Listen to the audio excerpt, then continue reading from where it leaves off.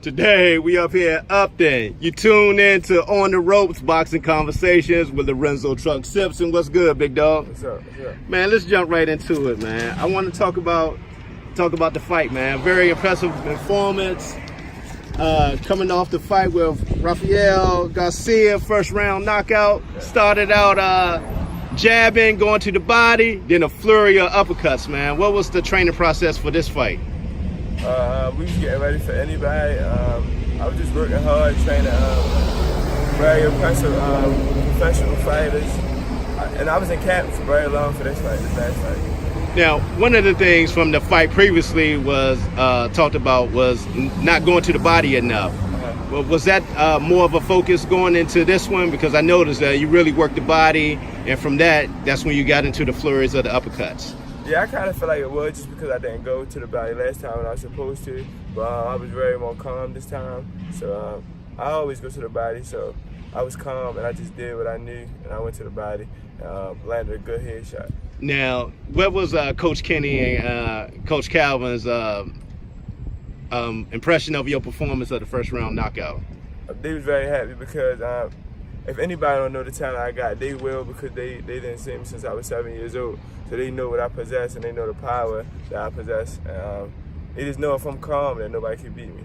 Now, one of the things that you talked about was gradually moving up to better and better opponents, and also moving your fights outside of the DMV Baltimore area. Why is that important to you? Because I feel like I have the DMV already. Like, even if I fight somewhere else, the news will get back to the DMV so fast because I'm a big star in the DMV.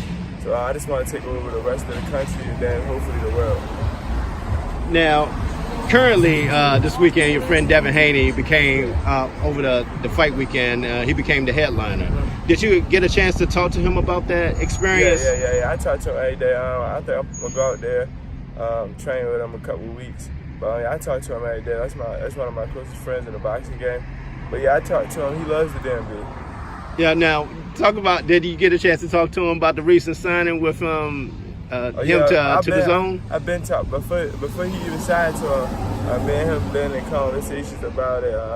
What he think I should do or his opinion. We've been had these conversations, but we still talk about it. Because one of the things Mr. Eddie Hearn had a chance to sit down with you over that period of time. Did he get a chance to make you an offer to the zone? He don't want to make the wrong offer, or he don't want to. It's a business. He don't want to overpush himself. We still in negotiations. We still talking. I will be in New York one of these days to talk to him again. Hopefully the deal go right, and if it don't, I still stay to myself. I'm doing perfectly fine with myself. No rush. I'm not pressed for nobody. I'm not doing bad. So, but if it's a great opportunity, it will happen. I gotta say, after the fight, I had a chance to talk to him and ask him about your performance, and he was very impressed by your performance. And one of the things he said was, over in England, they would love your style, the way you just went in there and did what you had to do and finished the business. Now, with that being said, would you like that opportunity one day to go over to England to have a fight? Yes, of course. That always been a dream, me going over the world. Even when I was in the Olympics, I was very excited. It was a new experience every time. I have never been to London before, so that would just be a new experience for me. Now, did Tank ever talk about his experience over there in London fighting? Yeah, he loves him, but like he said, it was very tough, very different because he was fighting somebody from there. He was fighting one of their stars, so it was like he wasn't really on his side. But I think after he got the win, he took over that fan base. But he said it was different. It's always good to experience new things. Now, one of the big things you said after the fight that a lot of people are talking about, you putting 154 on notice. Yeah. I will be going down to 154 my next fight. So that's where I'm going to remain. I could have been maybe 154, but it was just me getting comfortable with the ring first before I go down to that weight. It don't put me killing myself. But not really killing myself, going down all that weight and I'm not comfortable yet. Now I'm comfortable. I'm going to take one more fight like a good record guy. And hopefully at the end of the year I'll take an undefeated guy. Now, with that being said, how many times a year would you like to fight? Because you seem to be staying pretty active this year. Yeah, but during the years, during the higher you go up, is the less fights you're gonna get. But for this year, I think I'll get 3 more fights. So 7 fights this year. Hopefully, I get another 5 next year. Now I gotta ask you, man, off topic, man. What did you think about the Ruiz knockout over Joshua? I think it was just simply them doubting him. They doubted him. They looked over him. And you can see he was 32-1. So he beat a lot of guys. I think they just simply doubted him because of how he looked and who he was. He's a soft-spoken, chubby guy. That don't mean that he can't fight. I just think they simply overlooked him. I don't think nobody else would do it again. But I think he can fight though.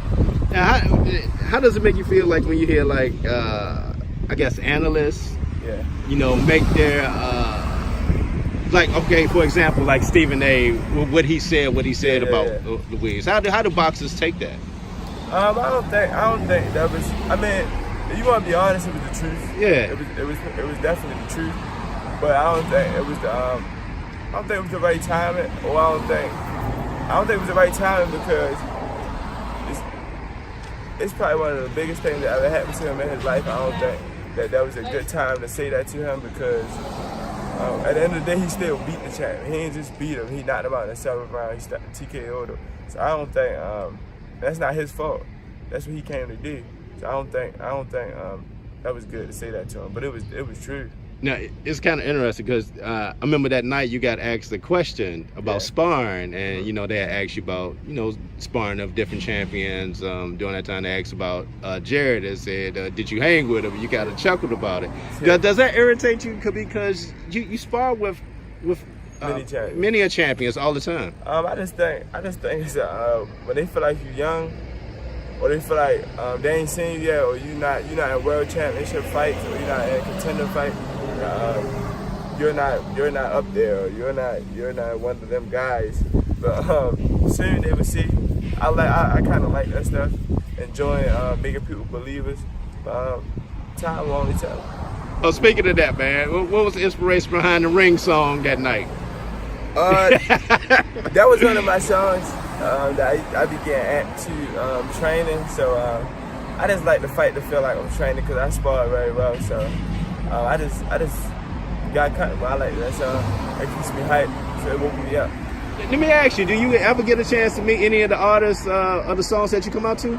Yeah. When I'm with Tank a lot, I meet a lot of because he in that like rap star, like he in that rap.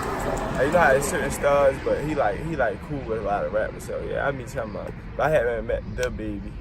I haven't met him yet. Now. I just want to talk about like what you have coming up next in the next, I think, 5 weeks. Yeah, I should fight in July. July? Do you know where exactly right now? No, I don't know right now. It's in the works. It's no rush. I definitely been there this summer. Now, what do you have your eye on as far as next year?